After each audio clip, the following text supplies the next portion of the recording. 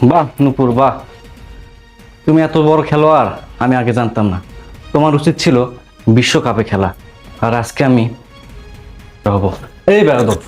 শুধুমাত্র তোর জন্য, শুধুমাত্র তোর জন্য আমার স্ত্রী আমার বাবাকে বাসা থেকে বের করে দিয়েছে। আমার বাবা এখন কি করছে জানিস? আমার বাবা এখন রাস্তায় পাগলের মতো ভিক্ষা করছে। আমি দিনের পর দিন মাসের পর মাস টাকা পাঠাতাম আমার বাবার জন্য, আর সেই টাকা আমার বাবার জন্য খরচ না করে আমার স্ত্রী তোর পিছনে ব্যয় করতো। তোর মতো কিছু অমানুষদের জন্য প্রবাসীর সংসার নষ্ট হয়। আরে আমি কাকে কি বলছি, তুই তো বাইরের লোক। যখন আমার স্ত্রী আমার সাথে বিশ্বাসঘাতকতা করেছে, আমাকে পিছন থেকে ছুরি মরেছে, আর তোকে বলে কি লাভ? তুই তো বাইরের লোক রে।